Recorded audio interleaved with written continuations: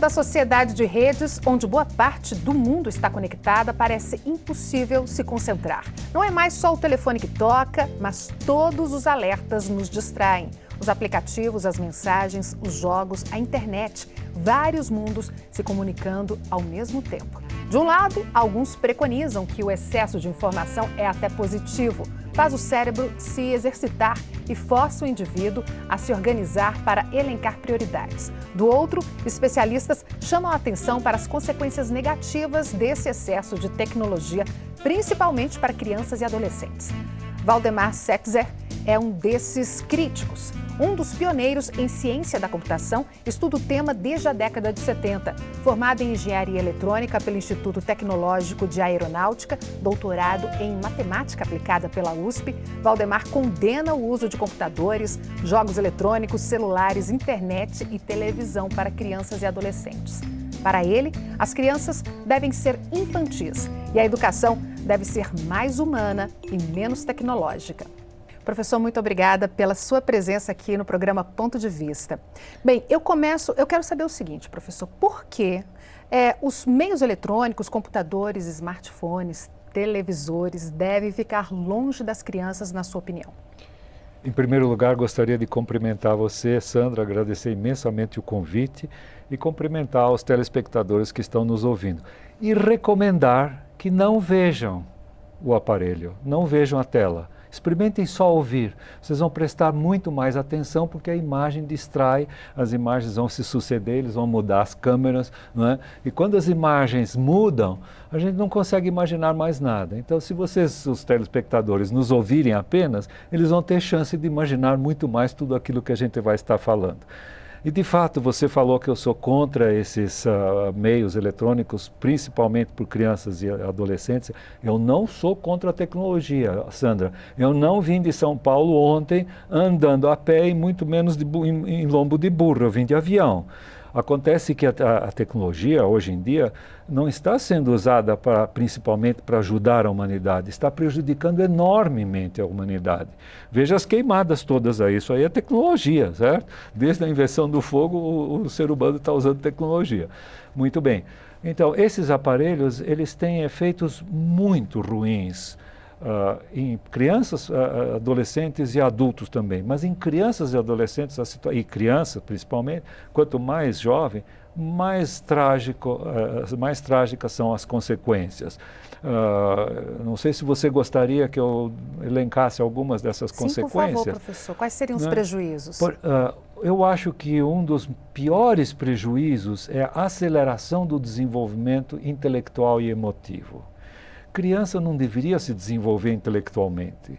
Criança deveria brincar, como se chamava antigamente jardim da infância. As crianças iam para um jardim brincar no jardim. Hoje em dia se fala educação infantil, está se querendo fazer educação formal com crianças pequenas. Está se ensinando a ler a partir dos 5 anos. Isso é um absurdo. A criança deveria começar a ler a partir dos 6,5, 7 anos, que é o caso da pedagogia Waldorf no mundo inteiro, que existe desde 1919 com enorme sucesso, não é? Existem dezenas de escolas, inclusive aqui em Brasília existe a Escola Moara, a Escola Waldorf Moara, que eu recomendo aos telespectadores irem visitar para ver o que significa uma pedagogia que não se utiliza de meios eletrônicos.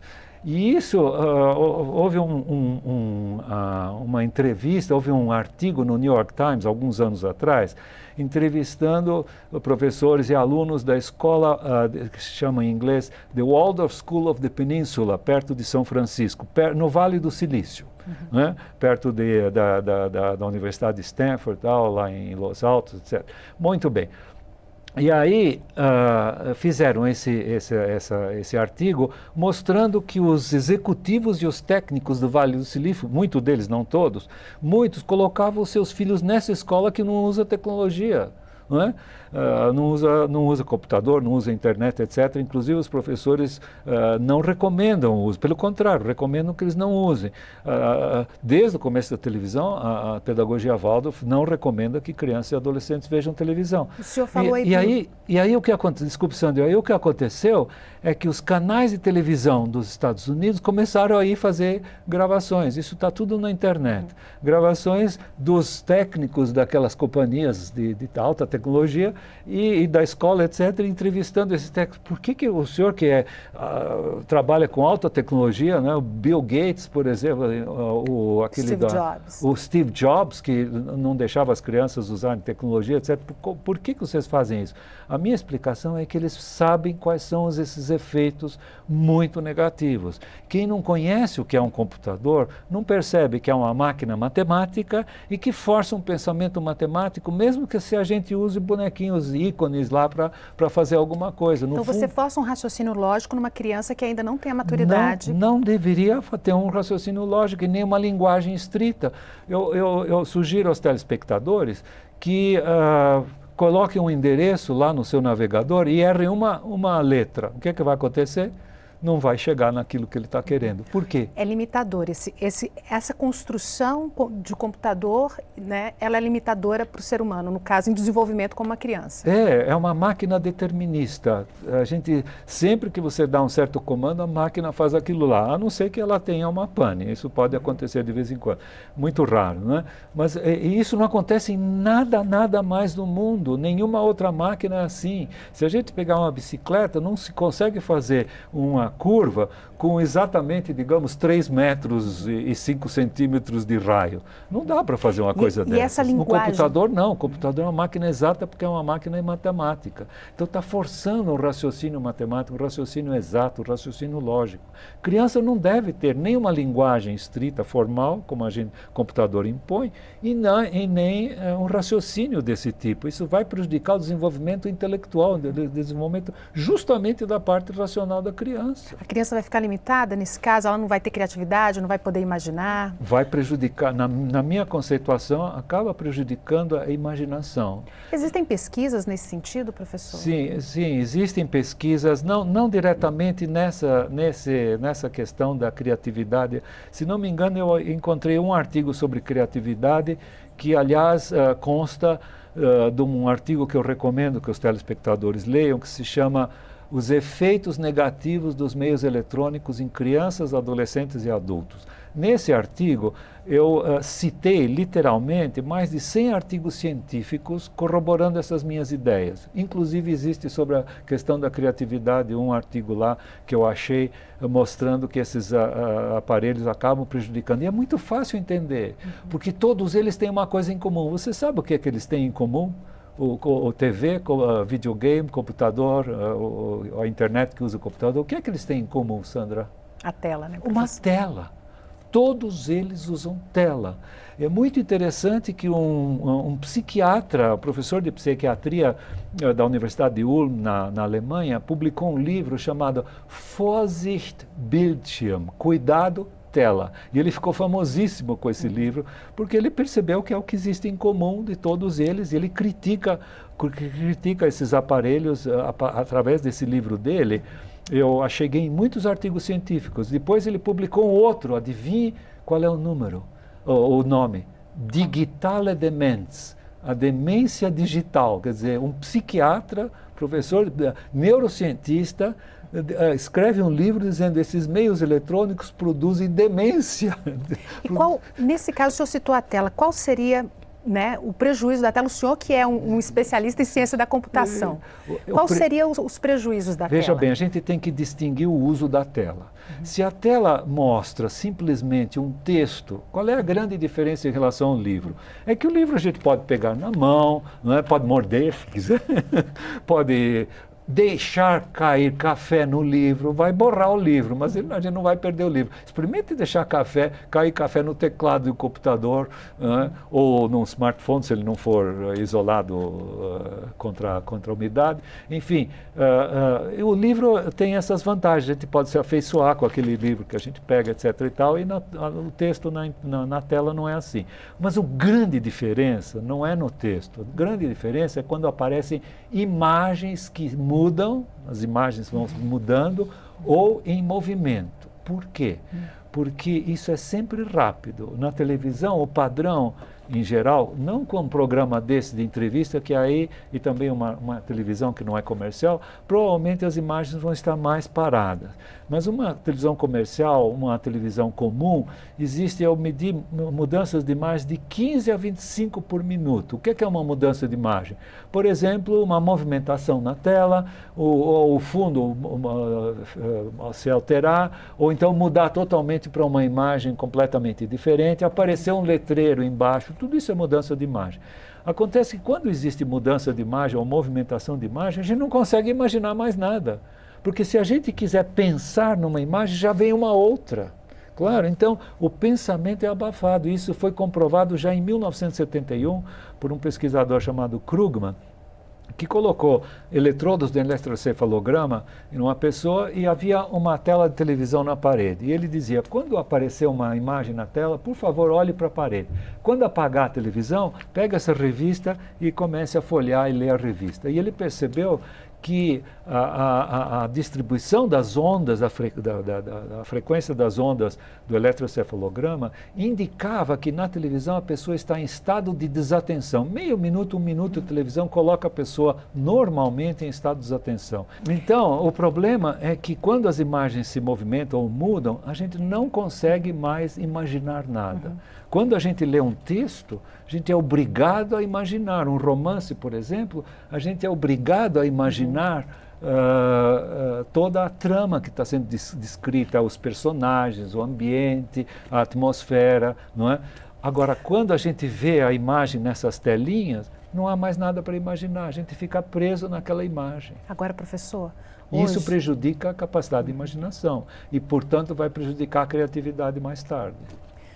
Professor, a gente vive numa sociedade de rede. Hoje, parte do mundo está conectada e já temos os nativos digitais, ou seja, aquelas pessoas que já nasceram dentro dessa realidade, né? Então, assim, você tem, então, a vida, ela está nos aplicativos, está na internet. Como lidar com isso e lidar com o desenvolvimento da criança e do adolescente? Mas antes, a gente vai aguardar essa pergunta. O senhor vai responder daqui a pouquinho, depois do intervalo. A gente vai fazer um breve intervalo e já voltamos com a entrevista com o professor Valdemar Setzer. Até já!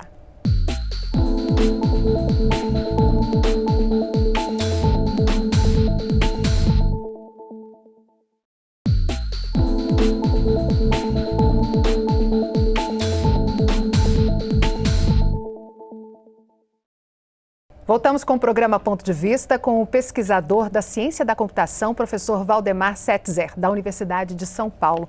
Professor, então, nesse mundo tecnológico, onde a criança já nasce numa realidade, né, onde os pais já estão nessa realidade virtual, com seus aplicativos, seus smartphones, com a internet o tempo inteiro trabalhando no computador, como lidar, né, como o pai pode lidar com a educação dessa criança? Essa é uma pergunta complexa de se responder, porque você falou, é a realidade, as pessoas estão nisto. Só que é uma infeliz realidade, elas não deveriam ser tão dependentes desses aparelhos. Por exemplo, eu tenho um smartphone, eu nunca uso e-mail ou navego na internet com esse smartphone. Eu tenho um pacote de dados, eu uso para o Waze, para saber qual é o melhor caminho quando eu dirijo meu carro em São Paulo, não é? Eu uso para chamar um Uber, um táxi, certo? Isso tudo eu estou usando o pacote de dados. Eu tenho um grupo no WhatsApp, é o grupo da minha família, são 18 pessoas, eu, minha esposa, meus filhos, meus genros, nora, meus 8 netinhos, né? Aliás, a mais velha tem 19 anos, então meus netos, é o único grupo que eu não estou em outros grupos, por quê? Em geral, esses grupos não têm nenhuma utilidade. As pessoas trocam mensagens que que são abobrinhas, como a gente fala em bom português. Na realidade, as pessoas deveriam reduzir completamente, eles não deviam ficar dependentes. Deveriam reduzir as horas que passam nesses meios eletrônicos. Devia usar só para aquilo que é útil, para aquilo que é necessário, e não para a diversão. Por quê? que existem outras maneiras de lazer, de produzir lazer, muito mais sadias. Por exemplo, ler. Por exemplo, conversar com as pessoas. A gente vai num restaurante e vê uma família, os pais com o seu smartphone, os filhos com o seu tablet, etc., e não estão mais conversando, não estão nem aproveitando a comida, porque estão todos lá mexendo no seu celular. É uma coisa terrível o que está acontecendo, esse exagero da tecnologia, e vai piorar. O Pokémon Go foi uma das últimas pioras. Pois é, e o Pokémon Go? Tem gente que diz que é uma realidade aumentada, onde as pessoas podem andar, vão para o meio, né, vão para o ar livre, enfim. Houve várias críticas positivas. Qual a opinião do senhor sobre esse jogo? Primeiramente eu devo dizer que não existe nada no mundo 100% ruim ou 100% bom. Eu gostaria de contar uma historinha, né, de que me contaram numa palestra, essas palestras, de que o filho aprendeu inglês jogando videogames violentos. Eu sou totalmente contra videogames violentos. Existem videogames de estratégia que eu acho que não são adequados para crianças e adolescentes em tenra idade ainda. Talvez mais tarde já possam ser usados, né?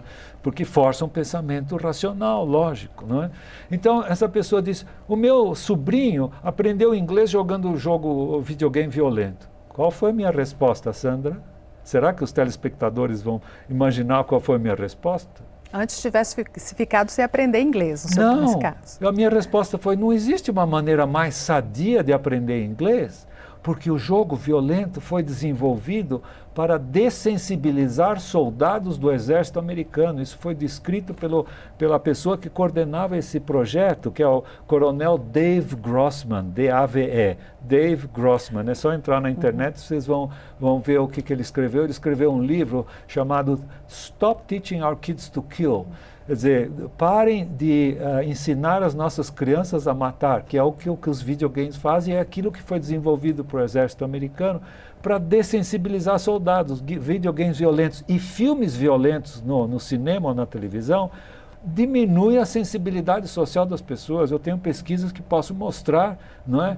Por exemplo, de Bushman e Anderson, fizeram uma pesquisa interessantíssima com videogame violento e filme em cinema violento, mostrando que imediatamente existe uma diminuição da empatia, da compaixão, da ajuda às outras pessoas, que é justamente o que a gente devia estar desenvolvendo, porque a violência social está aumentando uma barbaridade. No Brasil, se não me engano, no ano passado houve 56 mil homicídios e mais 50 mil mortes no trânsito, quer dizer, mais de 100 mil pessoas. Não há nenhuma guerra. Vai lá na Síria e vê quantas pessoas morrem. 20 num dia, quando houver um terrorista se explodindo, são 20 pessoas. Aqui são 150 por dia, 160. É uma coisa incrível. Por quê? Porque as pessoas estão cada vez com menos sensibilidade social, com menos compaixão, por exemplo. Professor, o senhor disse que não é contra os meios eletrônicos, né, as tecnologias, mas o senhor defenderia essas tecnologias na educação? Tem muitas escolas que usam os tablets, que usam a internet. Sim, eu acho que muitas pessoas que me conhecem ou têm ouvido minhas palestras e não ouviram o que eu vou falar em seguida, vão ficar surpresas. Por isso eu recomendo que segurem bem firme na cadeira, né? Eu acho que a tela de televisão tem lugar na educação. Como? Para ilustração. Então, suponha que uma professora vai contar algo sobre a vida das baleias. Então, por que não mostrar um vídeo sobre baleias? Não é para a gente ver ali, já que não dá para a gente ir no mar ver baleia, então mostra um vídeo para as baleias, certo? Só que acontece que aqueles estudos neurofisiológicos do efeito da televisão mostraram que a televisão induz um estado de sonolência, um estado semi-hipnótico, um estado de desatenção. Portanto, isso deveria ser feito muito curto. Mostra 3 minutos, 4 minutos do vídeo das baleias, desliga. Aí discute com os alunos o que é que vocês viram, os detalhes todos, etc. Volta atrás, mostra novamente aqueles 3, 4 minutos, discute outra vez. Vocês perceberam mais alguma coisa que não tinham percebido antes? Depois disso, vai para frente mais 3 ou 4 minutos. A televisão jamais funcionou na educação porque as pessoas não estão levando em conta esse problema do estado de desatenção. É preciso fazer com que esse aparelho acabe produzindo atenção. Mas como? Tem que ser coisas muito breves. Então a gente tem que saber colocar a tecnologia no seu devido lugar. Agora, com crianças, não há esse lugar. Infelizmente, eu nunca consegui achar alguma coisa que... Há alguns aspectos positivos. Por exemplo, muitos pais usam esses aparelhos como babá eletrônica. Isso é uma coisa positiva para os pais, né? Eles ficam tranquilos, deixam as crianças usando lá esses aparelhos. Mas para as crianças, só que na sua opinião, não é bom. É terrível. Quer dizer, porque eu acho que esses meios, em termos de crianças, adolescentes, adultos e idosos, os efeitos negativos deles ultrapassam infinitamente, é um chute que eu estou dando, ultrapassam infinitamente os benefícios. Os malefícios ultrapassam os benefícios. E a gente tem que conhecer essas coisas, conhecer os aparelhos e conhecer o efeito que eles têm sobre as pessoas. E isso é desconhecido. Por isso eu agradeço imensamente a oportunidade que vocês estão me dando, porque são pouquíssimas pessoas no mundo inteiro que colocam esses aparelhos no seu devido lugar, criticam esses aparelhos. E dentro desses pouquíssimos, né, ainda existe alguns poucos, certo, que conhecem os aspectos científicos como eu.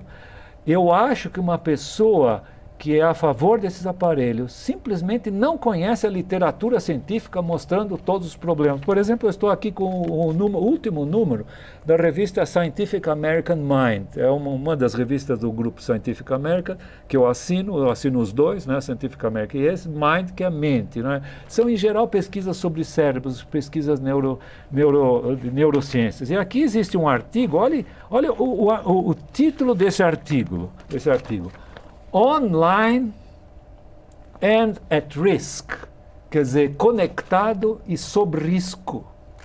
Ele fala coisas que eu nem tinha me conscientizado antes. Por exemplo, que esses aparelhos provocam uma sensação de prazer. O cérebro solta, acho que dopamina, enfim, algumas substâncias que dão prazer, que são as mesmas do álcool, das drogas, vício de sexo. A pessoa ficaria viciada, então, em aparelhos eletrônicos. Vocês já entrevistaram o Cristiano Nabuco de Abreu aqui, que o Irã me contou, e ele deve ter contado o serviço que ele fez, o centro que ele fez lá no Hospital das Clínicas, lá da Universidade de São Paulo. É que ele atende pessoas com problemas. Atende pessoas com dependência, com vício de internet. Ele tinha um programa de 14 ou 18 semanas para curar a pessoa, para desintoxicar. Neste artigo aqui, ele diz que as substâncias são as mesmas produzidas no cérebro de qualquer vício. E ele diz que o perigo de passar do vício da internet, que um monte de gente tem, não é?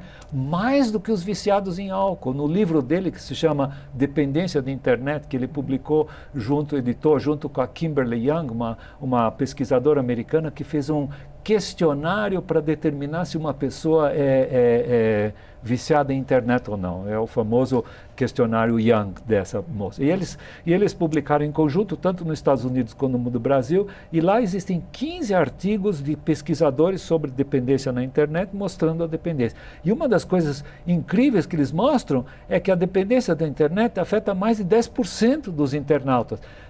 São 2 bilhões de internautas no mundo hoje em dia. 200 milhões são viciados em internet. Sabe o que é viciado?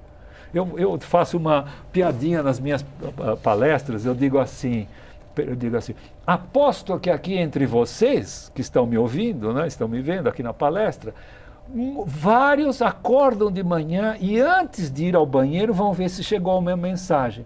Isso é ser viciado em internet. A primeira coisa que a pessoa faz ao acordar é ver o celular. Ver se chegou ao celular. Muitos dão uma risadinha amarela. Logo vejo que o sorriso está bem amarelo, né? Estão se identificando. E alguns até levantam a mão e dizem, eu sou assim. Para a gente encerrar, infelizmente, vamos ter que encerrar o programa, mas antes disso eu queria fazer uma última pergunta. E é justamente fazer um exercício de futurologia, né? Hoje a gente já tem os nativos digitais, as pessoas que nascem nessa realidade, é uma realidade conectada. É possível fazer esse exercício daqui a 20 anos, quando essas crianças estiverem adultas? O que pode acontecer? Uma das coisas que está nesse artigo sobre a influência da internet em crianças e adolescentes, e ele começa contando a história de uma menina que, a primeira frase do artigo, ela diz que vai matar ambos os pais, porque eles queriam tirar o computador dela, que ela ganhou da escola, um notebook ganhou da escola, e aí, olha, foi uma transformação completa nessa menina. Ele cita aqui que a menina era uma menina doce, amorosa, adorava ficar com os pais, conversar com os pais. Um ano depois houve uma transformação, durante um ano houve uma transformação total. Ele diz que ela virou uma menina sexualizada, tinha 13 anos na época do artigo, o que foi feito esse levantamento, sexualizada, violenta. Imagina, era uma menina doce antes. Olha a transformação que esses aparelhos estão fazendo. O exercício de futurologia, olha, sinto muito, senhores e senhoras telespectadores, Sandra e o pessoal técnico aqui, vai piorar. O ideal é diminuir essa exposição. Por que vai piorar, Sandra? Infelizmente o mundo é assim, ele vai piorar. Por quê? Se o mundo melhorasse automaticamente, o que é que aconteceria? Todos nós cruzaríamos o braço, sentaríamos numa agradável poltrona, confortável poltrona como essa e esperaríamos o mundo melhorar. Ele piorando, a gente é chamado cada vez mais à consciência. Cada vez mais nós temos que conhecer esses aparelhos de tecnologia para colocá-los no seu devido lugar. Eu não sou contra eles, eu sou contra o mau uso deles, que é o maior uso que está se fazendo de todos esses aparelhos. Tá certo? Aqui a TV Câmara está transmitindo as minhas ideias, espero que os telespectadores tenham aproveitado alguma coisa, né? Okay, ou podem professor. ver na internet e depois ouvir com calma. Ouvir, não tem nada que ver, eu sou velho, careca, não precisa olhar a minha cara, né? Professor, muito obrigada pela entrevista, pela sua participação e a sua disponibilidade aqui no Ponto de Vista. Eu que agradeço imensamente, principalmente pela iniciativa de vocês de ouvirem uma voz contra, porque em qualquer esquina o que está se ouvindo é o a favor. Então, para se discutir e formar a sua própria ideia, é muito importante ouvir as opiniões contra, como as minhas. Muito agradecido. Obrigada, professor. Bem, eu também agradeço a sua companhia até aqui. Você pode rever esta e outras entrevistas dessa série no nosso portal na internet, câmara.leg.br, ou no nosso canal no YouTube. Tchau!